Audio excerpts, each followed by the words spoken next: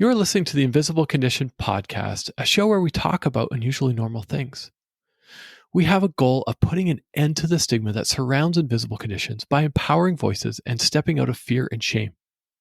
The term invisible condition is inclusive of non-apparent disabilities, diseases, and illnesses. I'm your host, Tim Reitsma. I wanted to say thank you to everyone who's donated to keep Invisible Condition going.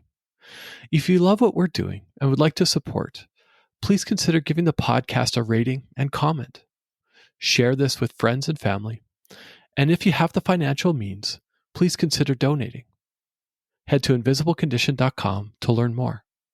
Now, back to the show. And then I remember the first thing I asked was, is it fatal? I asked, is it fatal? And they weren't even knee deep into that to where they couldn't even tell me whether it was fatal or not. I began researching it myself.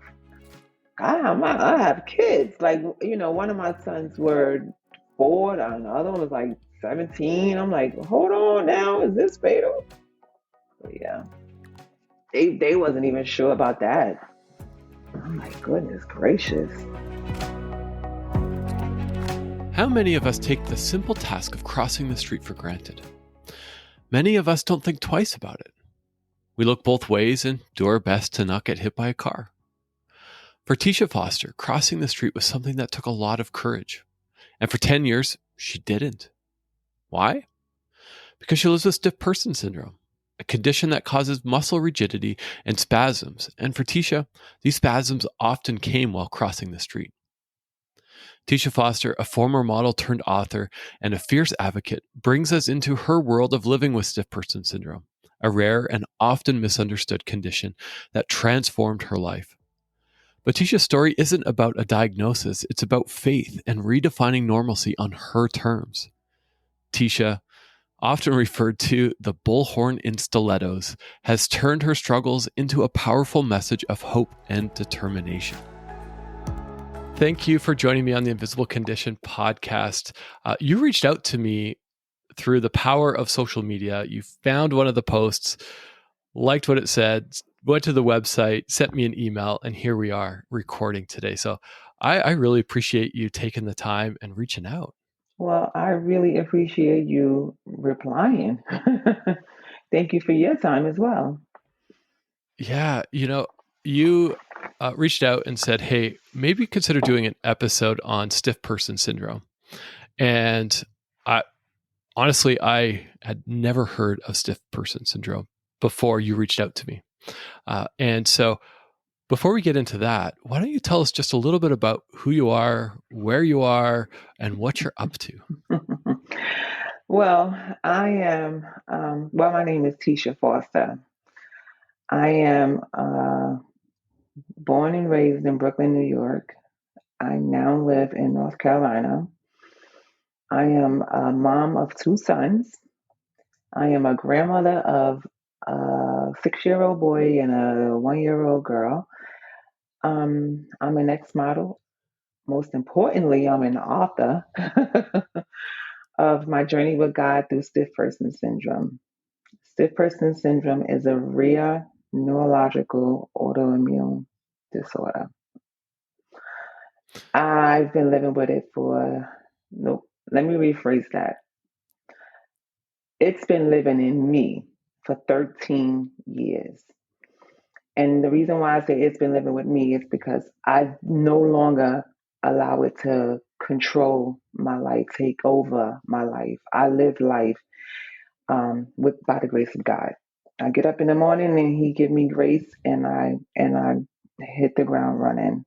I'm not going to say I am a Wonder Woman or anything, but I can do a lot more than most, and I'm grateful for that. When we connected a few days before recording this, and what you said really stuck with me, and I've actually talked to a few people over the weekend, over the last few days about this, is it lives in me. I don't live with it. Mm-hmm. And then you talked about like, hey, if I could get rid of this, if I could evict it, sure, I would. Mm-hmm. But it lives in me. Yeah. It doesn't define you. It doesn't define me. And that takes a tremendous amount of power, personal power, Mhm. to come to that conclusion. Was it always that conclusion? Did you, when you're diagnosed, were you like, No, and not at all. Um, this took a lot of praying, um, just wanting to be a mom. I actually prayed for two things, which is people still today don't even understand. Um, to wear heels. So they call me the bullhorn and stilettos now. So the bullhorn is me spreading awareness about stiff person syndrome.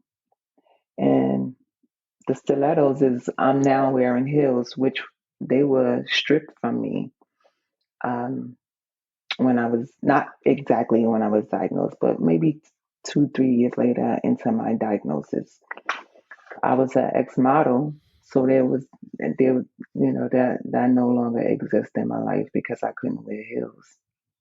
Not to say wow, models um, always have to wear heels, but I was that model that wore heels all the time. And not just the fact that I was a model, I liked wearing heels. Heels are, for me, it makes me walk different, look different, stand different, and make me feel different. Like every essence of a woman, I just loved heels.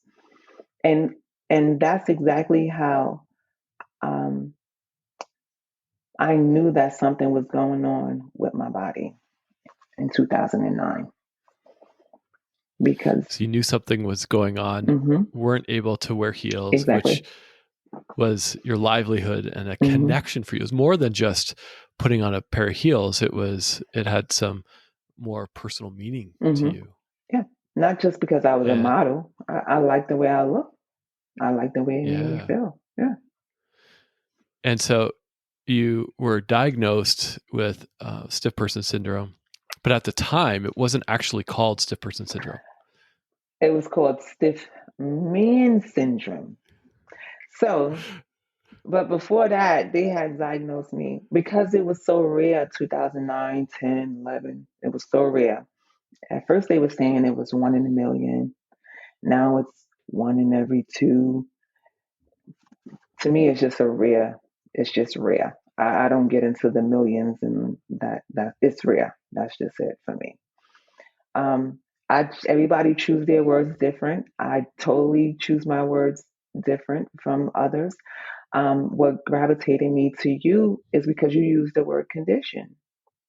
I use the word condition because if it was a disease, then all the medication that they prescribe you with, you will be healed. But the medication can't heal you, stabilizes you. So it's a condition. That's just my opinion. And Mm-hmm. as I always say, and not everybody want to hear my opinion, but I'm going to give my opinion whether you want to hear it or not because it lives inside of me.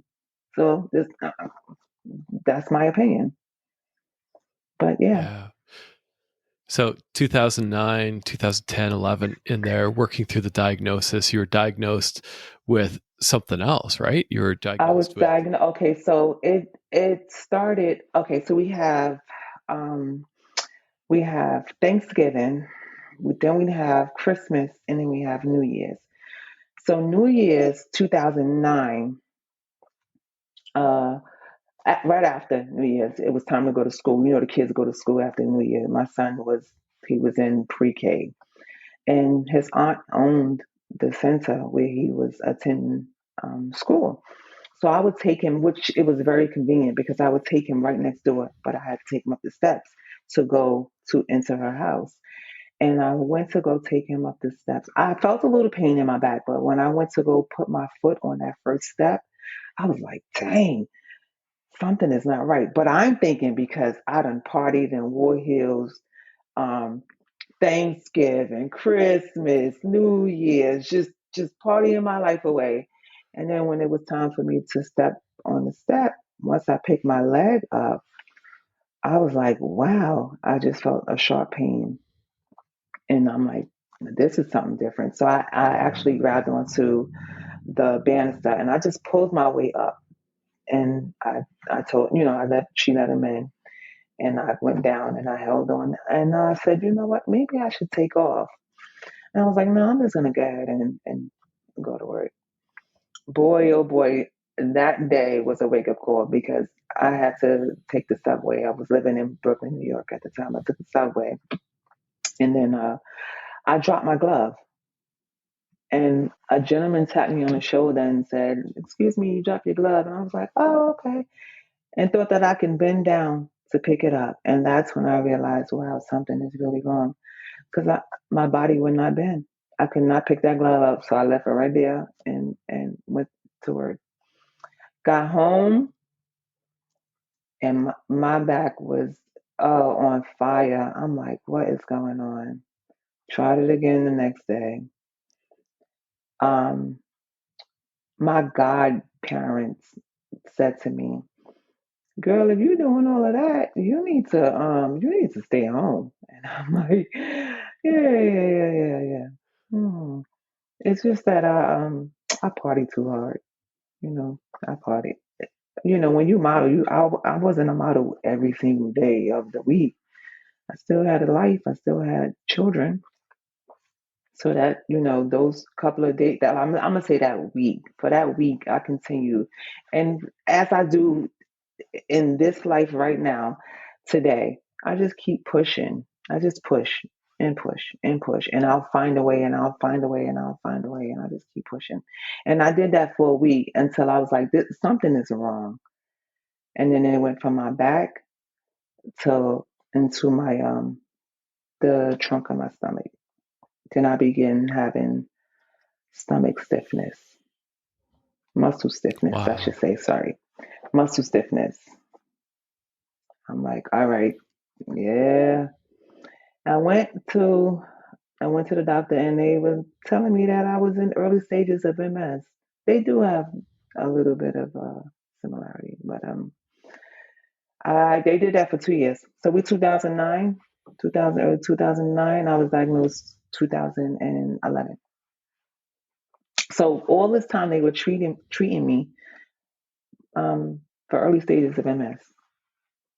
And then just with all extensive blood work, one day I can remember her face. She came back and she said, "You're not living with MS." Too many other things were progressing, especially with the spasms. I would have spasms so bad they would take me down to the ground. But what was spasms come with triggers, and one of the triggers living in New York for me was cold, cold, um, sudden noise, um, sudden startles. I would just hit the ground, hit wherever I was. I couldn't have a spasm sitting in the chair. I couldn't have a spasm standing up. I would always have to be down on the ground. And where it would happen the most is in the shower. I guess it was the water running, the shower, in the shower and outside in the middle of the street where they're blowing the horns, and I would just fall, and I would fall, and I questioned it, but in hindsight, you're like, if if God would have left you, you wouldn't be here because every time I fell in the middle of the street, I never got hit by a car, but I was always under a car. So I was like, now I'll say, well, I should have been a mechanic because every time I open my eyes, I seen the engine.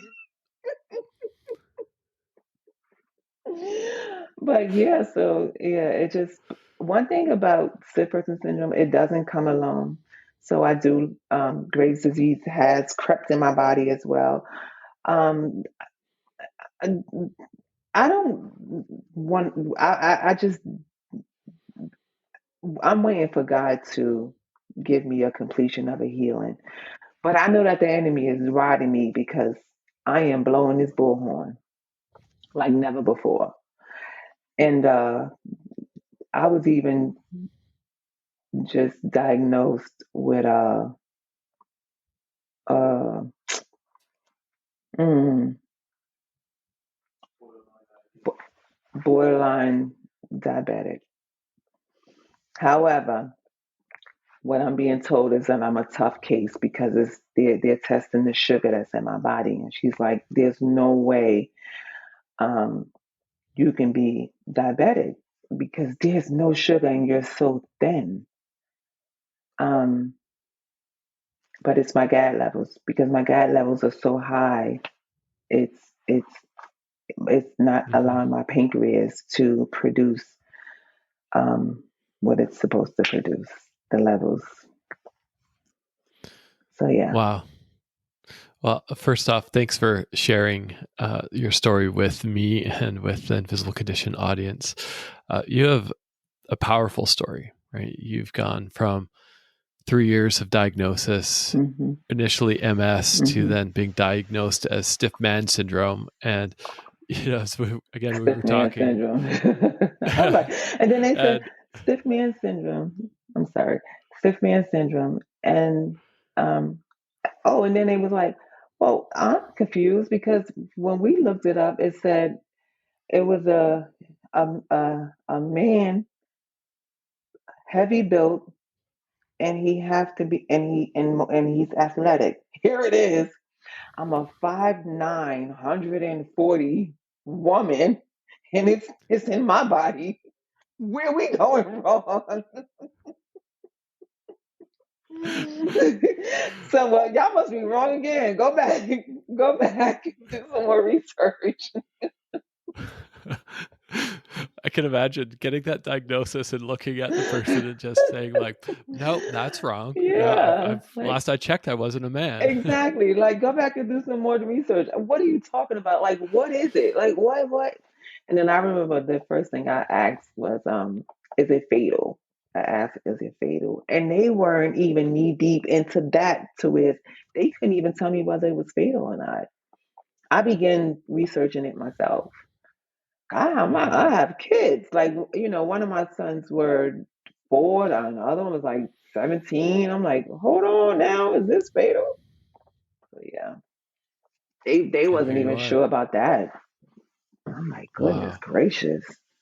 Yeah. Yeah. They've now changed the name. I did a little bit of research and it wasn't that long ago, but they were like, actually, you know what? We're diagnosing more women than men. Mm-hmm. So we better change the name of this. Mm-hmm.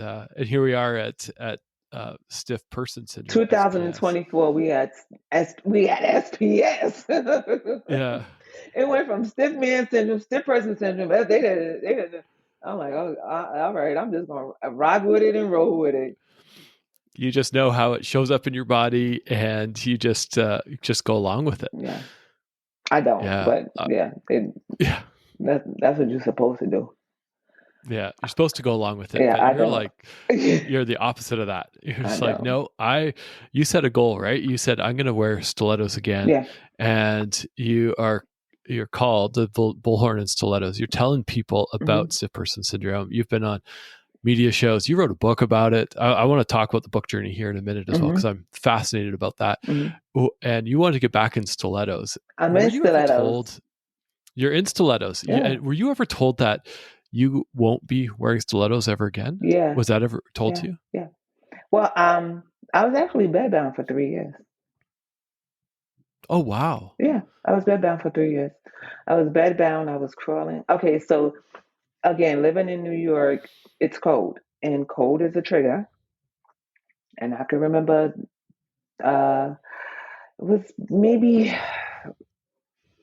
so that happened in January, um, when I stopped working, and in February, like my body was basically progressing in my body. My body was basically metamorphosing.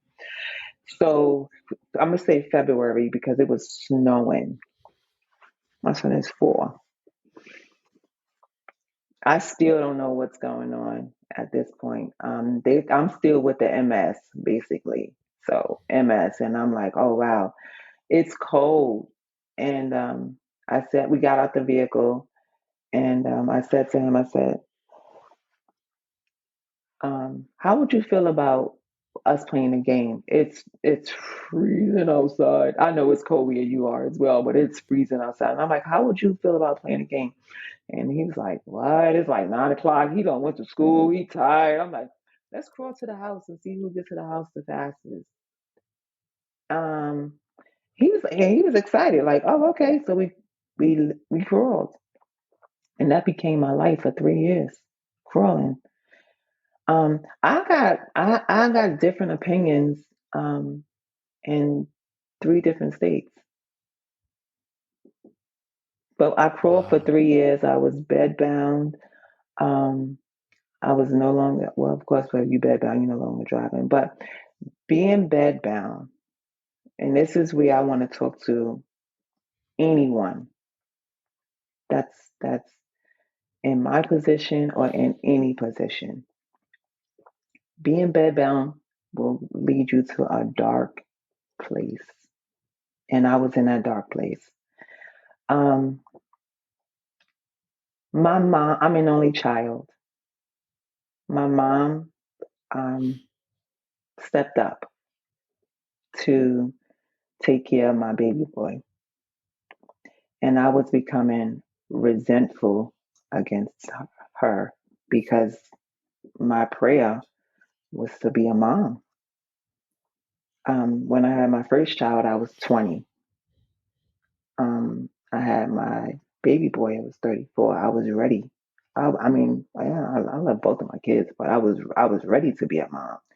And then 37 is like, what's going on?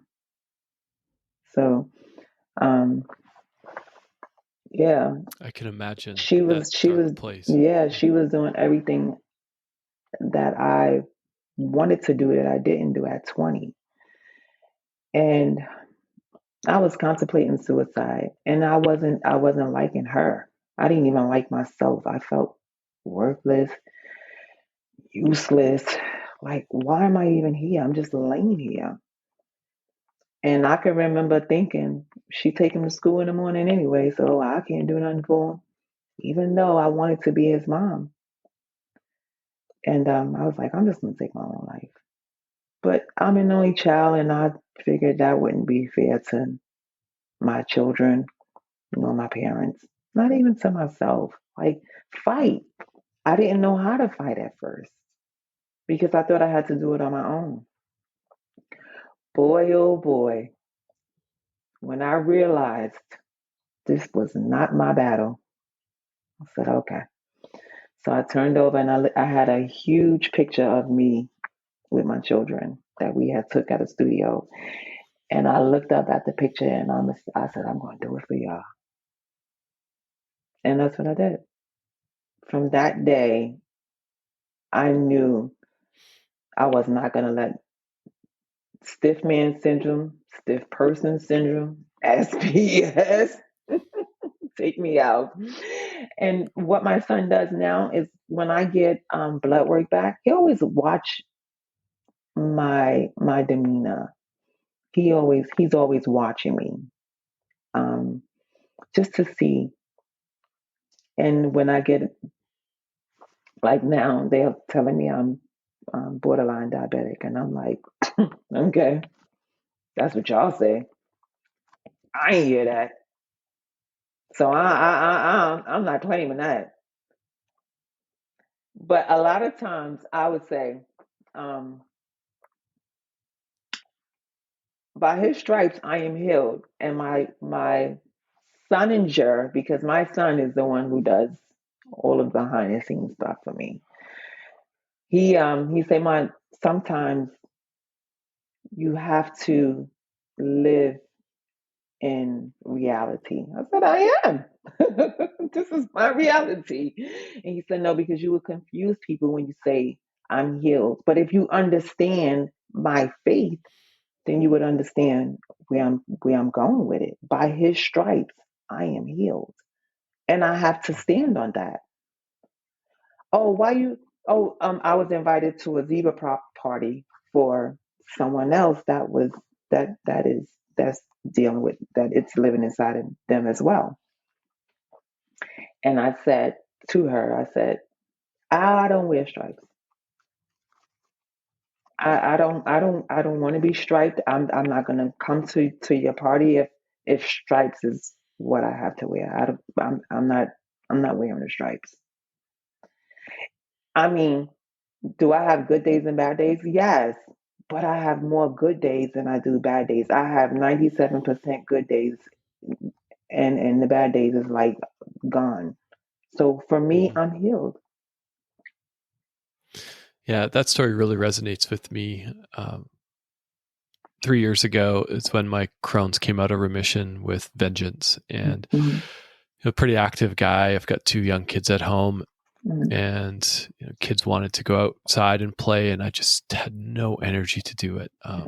for so long. And I thought, this isn't the life that I envisioned for me and my kids, and for my wife, who was my primary caregiver. Mhm, And those dark thoughts come in, and those dark thoughts start chipping away if you allow them. yeah. And I allowed them Oh. for a while, and until one day, I still remember the day. It was a December, and I texted my pastor at my church and was like, I'm struggling. And he was at my house within 30 minutes, and walking. We went for a walk and we prayed, and I wasn't healed from the perspective of Crohn's, Mhm, but I felt a weight lifted off of me. mhm, And that's when I really realized that, one, can't hide what we're going through. We mhm, need to step out vulnerably. Maybe mhm, we'll talk about that in a minute too. Is mhm. there's power in that. It's giving, not giving our condition a voice, Yeah. but it's bringing voices into our condition to help minimize what's going on. Mhm. And two, that there's something greater at play than me in this world, Yeah. and there's things worth continuing on for. And that is, for me, it's, I look at my 2 little kids, and for you, you look at your little boy, and Yeah. your elderly son, and your only child.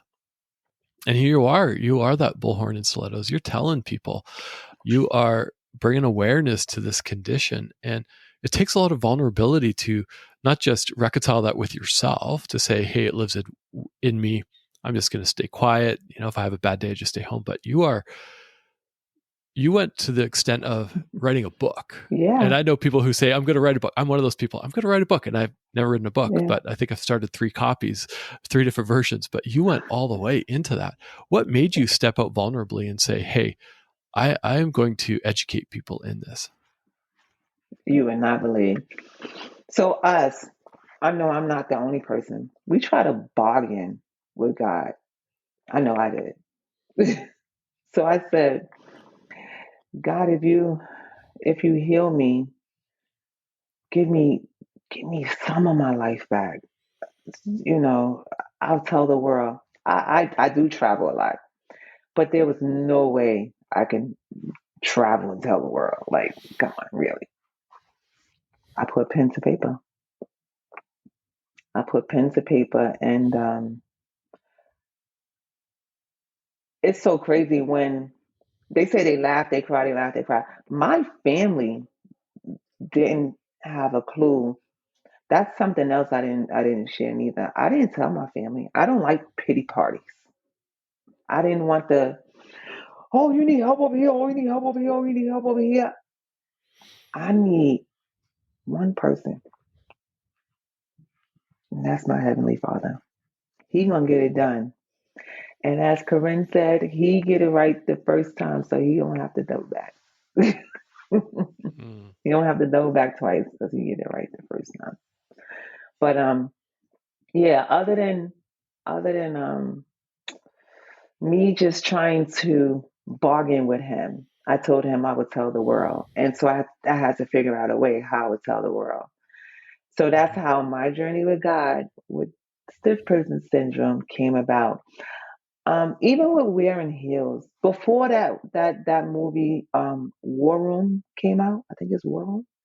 I had a prayer closet and didn't even know that. somebody else was thinking what I was doing. I literally took everything out my bedroom closet and I had a bunch of sticky notes all over the wall. And I would go in there on Saturdays and ask him, can I wear? I never stopped buying heels. I never stopped buying heels because I was determined to wear heels again because I love the way it made me feel. I was determined to be this boy's mother because I asked for him. He was playing.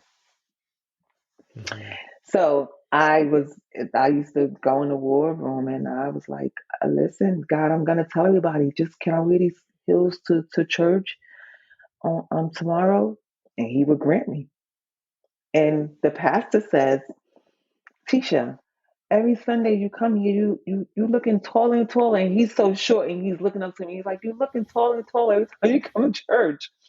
And that's because God was grant that. And that's why I use the terms that I'm healed, because everything that I ask him for, he grants me. I love that. Thanks Yeah, for sharing that. yeah, It's a powerful testimony, and I'm curious.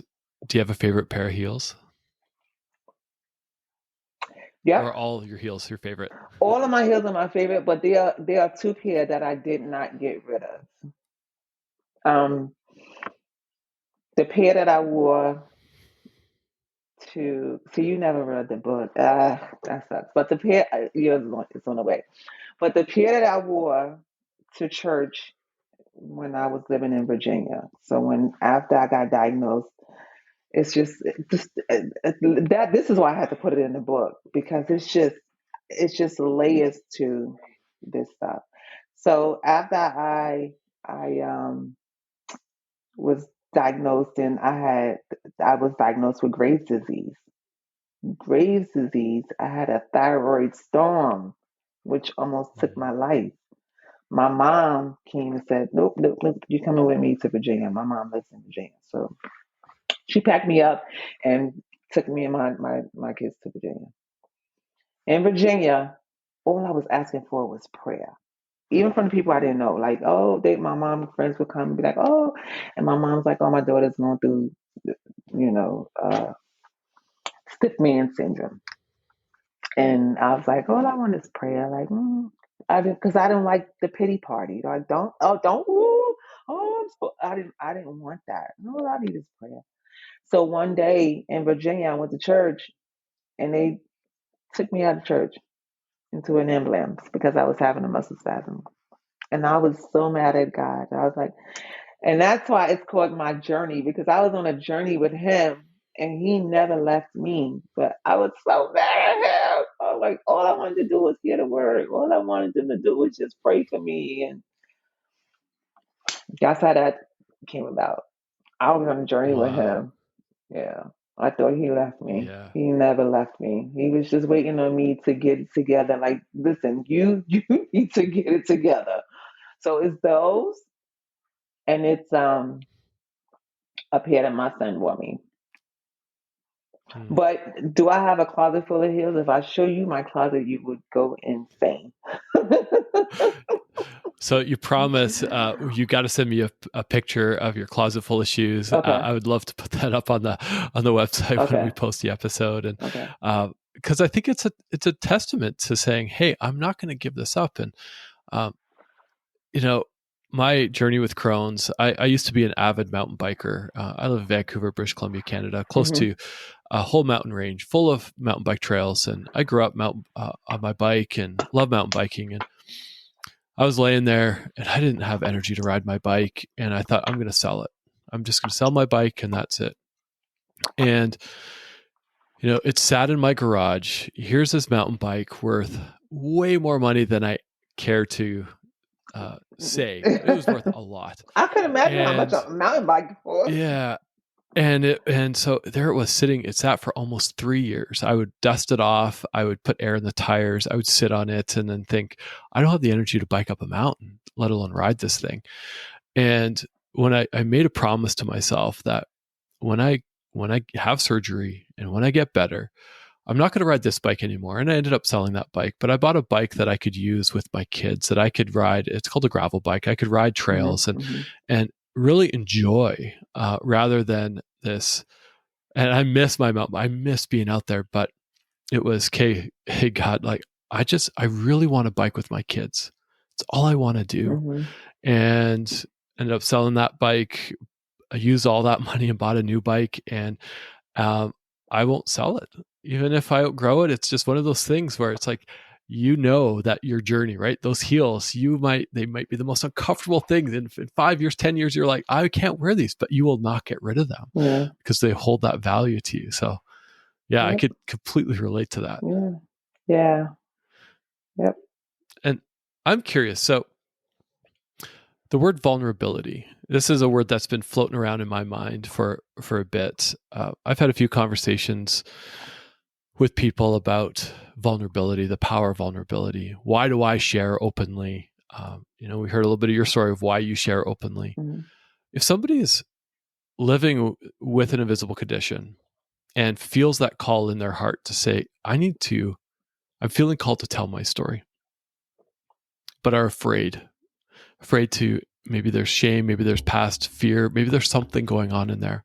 What would you tell that person? What would you say to someone who's listening, and is feeling that calling to tell their story? Tell it. You're not alone. It's too many. This world is.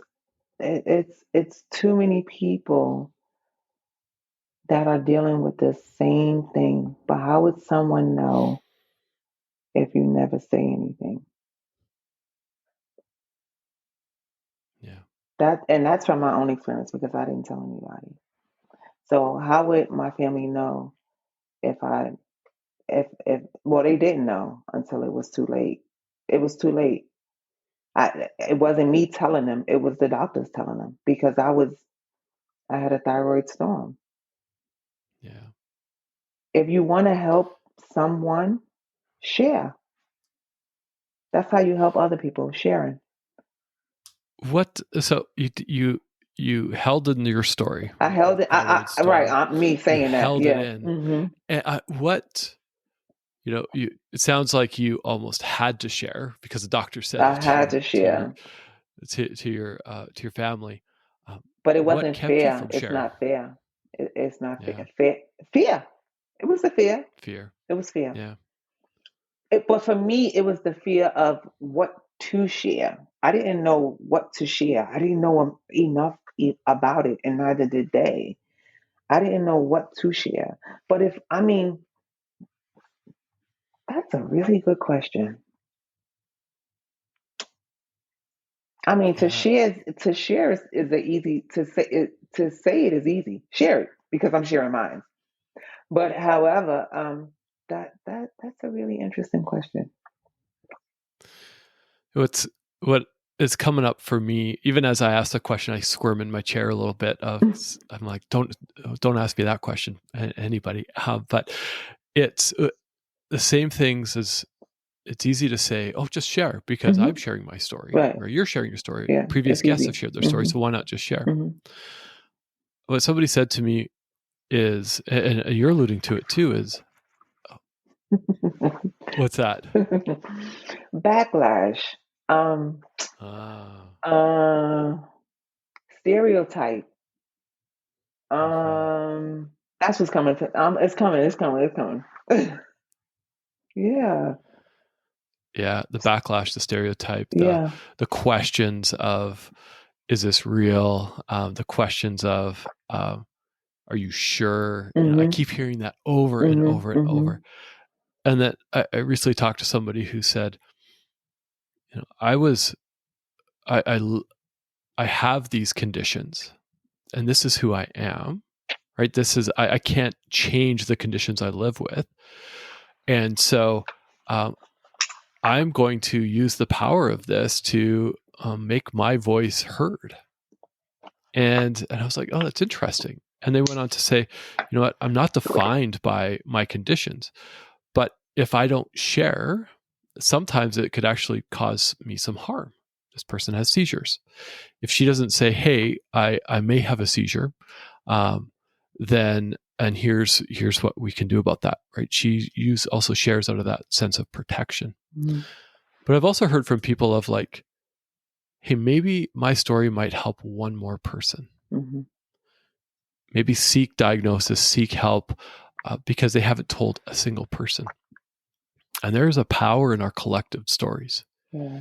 You know, would you agree with that? Like, I do. you know, even by us sharing, I'm learning a lot about you and just your grit and determination. I'm like, I need some of that. I need some of what Tisha has. I am determined. I'm determined to make them hear me. Even for the ones that don't want to hear me, I'm a speak anyway. You're gonna hear me. It's inside of me. You're gonna hear me. We need help. Yeah.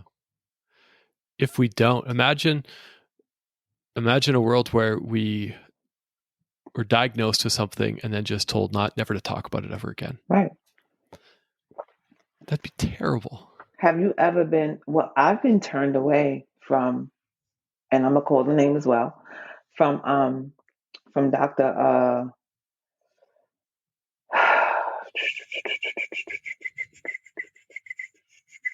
What's his name? Everybody run to him.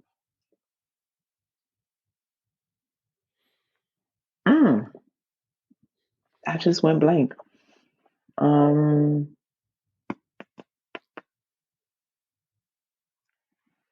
He's in Maryland. Everybody, Dr. Newsom at John Hopkins. He turned me away because he said, and then I read a post a couple of days ago. He turned someone else away because their GAD levels weren't as high as he wanted them to be.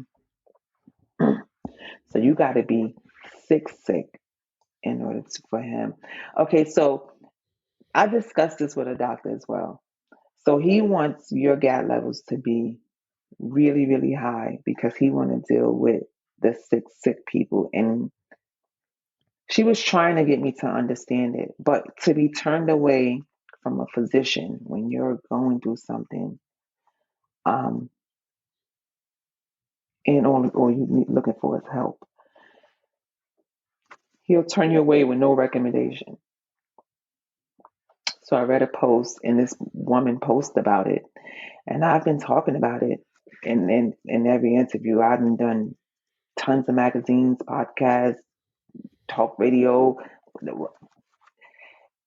You can't. I can't say what he can't do. What I don't like that he does is he turned us away without saying, well, hey, you can go over here and try to seek help. He'll just turn you away. And this lady didn't have anywhere to go. She was asking, did anyone know of a neurologist? How you turn someone away because their GAD levels is not as high as you want them to be, but they need help. Okay, you want to help the sick, but guide them and try to guide them at least. He'll turn you away, and it is what it is. I've heard other stories of that. Mm-hmm. I heard a story of someone who battled 8 years to see a neurologist to get a diagnosis, and same thing, the levels weren't high enough, quote unquote. Found a doctor. The doctor said, absolutely, we need to do surgery.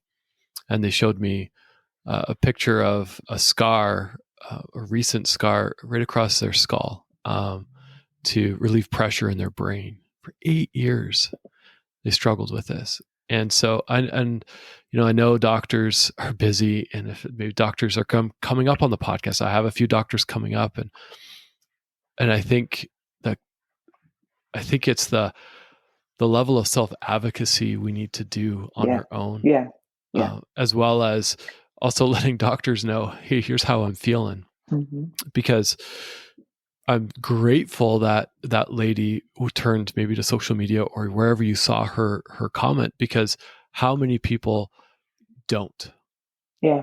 Right? It takes that vulnerability to Yeah. say, I was living with something. I need support. Anybody know anything? Like, even just to put that out there into the big, scary world is so vulnerable. And yet, if we don't, nobody will ever know. Yeah. And we won't be able to help others. Right. And so there's so much power in our collected story. And as I look to wrap up, I always ask this for my guests. So I'm going to ask you too: is when we think of the stigma that surrounds invisible conditions, that's how are we going to end the stigma? How are we going to change a world where our kids are going to grow up, your grandkids are going to grow up, where if they're living with something, they're not afraid to talk about it, and society, workplaces, schools will also embrace people who live with something that's invisible. How are we going to end the stigma? What we doing right now?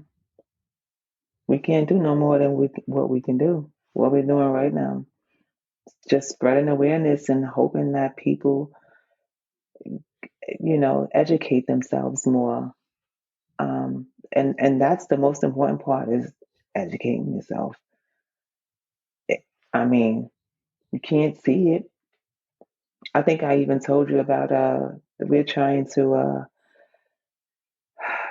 uh, get different license plates to say, okay, we don't have the same blue license plate because with the blue license plate you can see the I mean the license plate with the blue handicap plaque. You know that there's uh, a handicapped person or a person with a disability in the vehicle or whatever with a different color.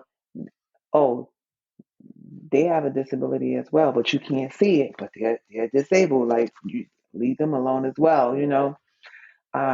We have to start pushing for things like that. Like, what's the norm for a regular person that has a disability? We have to start coming up with things that say, hey, we over here. You can't see it, but we over here too. We need help as well. And whatever the people that have access to things like that, we need to, try to make it available to the ones that you can't see it, so that we can Uh, be treated, the same way, with the same respect, with the same attitudes when you doing the same thing that a person that's visible disability has. And we're not we're not turning the blind eye. I think for the most part that would help. I would pray. oh, that resonates with me so much, right? You shared a story when we first connected. If you didn't touch on it today, we'll touch on it now just briefly, just about not being able to cross the street for 10 years. Oh, And see, I'm because I'm of, telling you, it's layers. It's so many layers so, to my story. it's like, you know, you're not just like there's the fear of crossing the street, but Mhm, also that's when you said you also had a lot of stiffness and would mhm, fall down. mhm. And as you even alluded to that living in New York, like you could have been a mechanic, falling down, not getting Yeah, run over by cars, but you're like doing a inspection of the undercarriage of cars. yeah. And so having that accessibility to say, look, like I can't, like physically, you don't, I look, quote unquote, I don't like the word use normal. I look like an everyday person, Hmm. No, you but can yet there's something normal. that's Normal inside would you. be the correct thing. I look. Yeah. Yeah. Yeah. Okay. So before crumbs, you were normal. You, I mean, you still are normal. You're normal. It's just that I'm something normal. lives inside This of is my you, normal. Yeah. This right? is my normal. And it And may that's take why a little yeah. bit of accommodation to get from Yeah. here to there, but you're a normal Yeah. human being. I think we're all normal. Yeah, This is my normal. Your normal looks different than my absolutely, normal. absolutely. And we all have our own definition of normal. And Mm-hmm. so yeah, I love that. The telling our story, educate. Before we connected, I hadn't done any research on stiff Mm-hmm. person syndrome. Mm-hmm. And I'm eager to read your book to further dive into your story, to educate myself. I've done research. I'm going to link to a bunch of resources on the webpage as well, because that's how we end the stigma, is Yeah. by educating. And it doesn't take 6 months to do a course to learn about these conditions. Yeah. You'll spend 10 minutes and educate yourself. So when you hear it, Mm-hmm. you're not jumping to a bias of, oh, is this real? It's, oh, wow, tell me more. Yeah. And Yeah. that's how we're going to change. Yeah. Yeah. So Did you know? I'm sorry, Tim. Did you know? Well, being that you didn't know, do you know Celine Dion was diagnosed, correct? I do. Yes. Okay. Yes. Okay. Yeah. Our famous Canadian singer, Yeah. and also a fierce advocate. Um, and so, we're going to continue to add voices to advocacy. Yeah. And so your book, I'm going to link it also on the website. I'm going to throw it out on social media as That's well, is My Journey with God Through Stiff Person Syndrome. And so it came out in 2019. You can find that. I'll put a link out to Amazon. I think it's probably an accessible place for people to grab it. And I just thank you for Amazon, Barnes and Noble, online. Yeah, you can get it on Barnes and Noble online. So there you go. So there's no excuse not to learn about stiff person syndrome, as well as you got to connect with Tisha. What an amazing person. Thank you. You too. I've had a couple interactions now, and I just can't wait to continue the conversation. Yeah. I think this is going to be the first of many, or the second of many now. And, book two. So I'll thank you be so much back. for Book coming on. 2 is coming out. I'm on chapter 13 now, I think, something like that. I'm on book 2. I have a lot of stuff going on right now, so we'll definitely be in touch. I'll keep you updated, and I'm just listen. I'm blowing my bullhorn. I'm blowing my bullhorn.